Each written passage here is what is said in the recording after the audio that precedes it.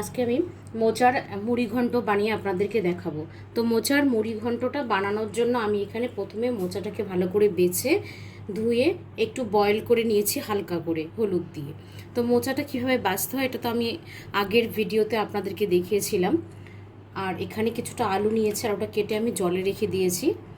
আর মশলাতে নিয়েছি একসঙ্গে করে নিয়েছি এখানে লঙ্কার গুঁড়ো, ধনে গুঁড়ো, জিরে গুঁড়ো, তেজপাতা, হলুদ, গোটা জিরে, কাঁচা লঙ্কা, একটু চিনি, লবণ আর রিফাইন অয়েল। আর মুড়িঘণ্টটার জন্য নিয়েছি গোবিন্দভোগ চাল। আমি এখন মুড়িঘণ্টটা বানানোর স্টার্ট করছি। কড়াইটা বসিয়ে রেখেছিলাম আর তেলও দিয়ে রেখেছি, তেলটা গরম হয়ে গেছে। এখন আমি এখানে ফোড়নের জন্য জিরে দিয়ে দিচ্ছি, গোটা জিরে,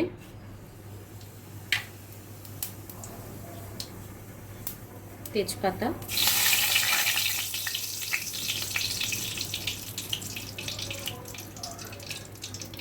একই তেলে আলুগুলো দিয়ে দিচ্ছি।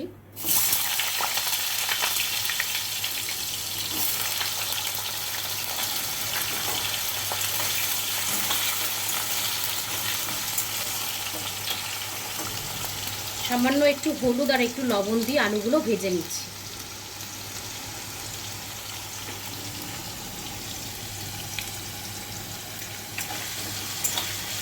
তেলের মধ্যে এখন ভালো করে আলুগুলো ভেজে নিচ্ছি। প্রথমে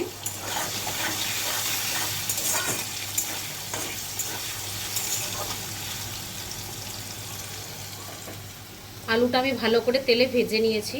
এখন আমি ওপর থেকে এই গোবিন্দভোগ চালটা তেলের মধ্যে দিয়ে দিচ্ছি।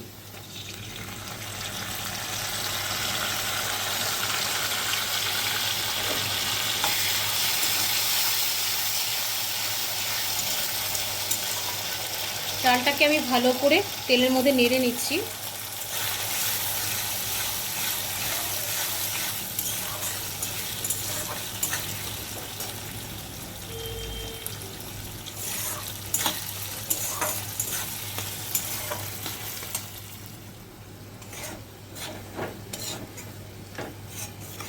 চালটা আমার ভালো করে ভাজা হয়ে গেছে। এখন আমি প্রথমে এখানে একটু জল দিয়ে দেব, সামান্য একটু জল দেব।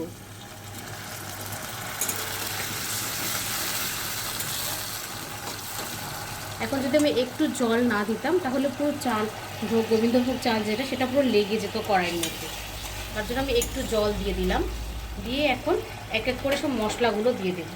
প্রথমে একটু লবণ দিয়ে দিচ্ছি, হলুদ গুঁড়ো, চিনি, লঙ্কা গুঁড়ো, জিরে গুঁড়ো আর ধনে গুঁড়ো একসঙ্গে দিয়ে দিচ্ছি, আর চিড়ে রাখা কাঁচা লঙ্কা।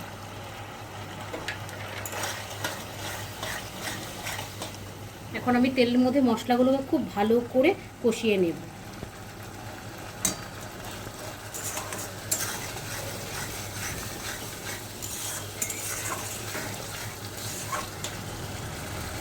আমি আরও একটু জল দিয়ে দিচ্ছি। মশলাগুলো একসাথে দিয়ে জল একটু দিয়ে দিলাম, ভোগ চালটা অল্প অল্প করে বয়েল হয়ে যাবে সেই কারণে।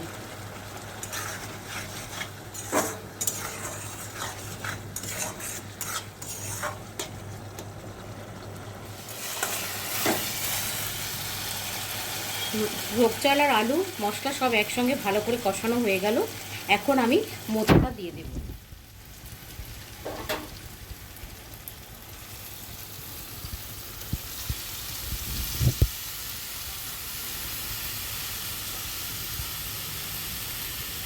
মোচাটা দিয়ে খুব ভালো করে মশলার সঙ্গে নেড়ে নিতে হবে।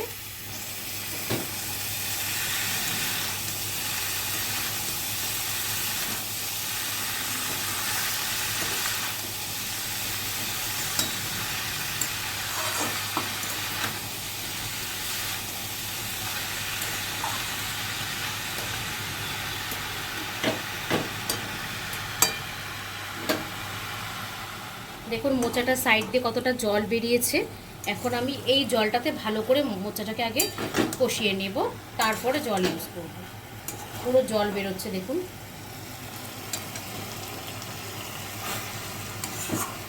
এই জল দিয়ে পুরো ভালো করে আগে নেড়ে নেব।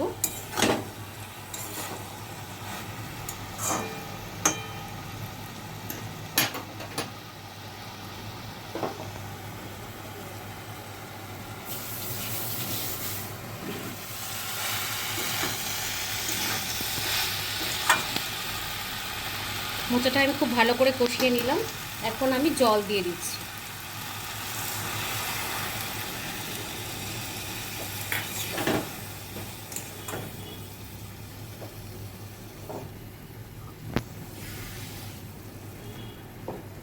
জলটা আমি এই পরিমাণ দিলাম কারণ আমি মোচাটা যখন বয়েল করেছিলাম খুব বেশি বয়েল করিনি, অল্প করে ভাপিয়ে নিয়েছিলাম। কারণ যদি বেশি করে ভাপানো হয় তো মোচার থেকে যে এটা আয়রন বেরো সেটা পুরোটাই চলে যায়। তার কারণে আমি এখন এটাকে একটু বেশি জল দিয়ে তারপরে ঢাকা দিয়ে রাখবো।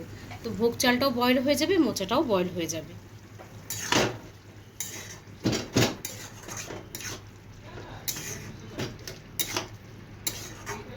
আমি 15 থেকে 20 মিনিট লো ফ্লেমে ঢেকে রাখব।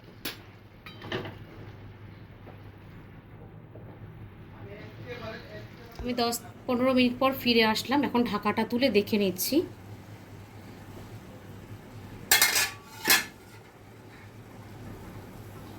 জলটা পুরো শুকিয়ে গেছে। এখন নেড়ে নেব। হয়ে গেছে প্রায়।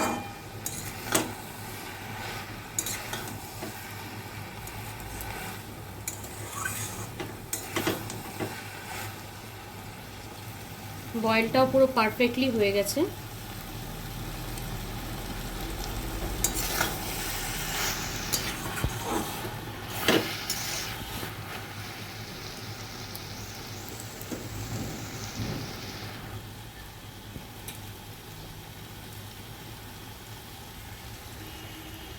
আমি এখানে একটু বাটার নিয়েছি আর গরম মশলা নিয়েছি। আপনারা চাইলে এখানে একটু ঘিও ইউজ করতে পারেন, কিন্তু আমি আজকে একটু বাটার দিয়ে দেবো। বাটার আর গরম মশলা দিয়ে ভালো করে নেড়ে নামিয়ে নিচ্ছি।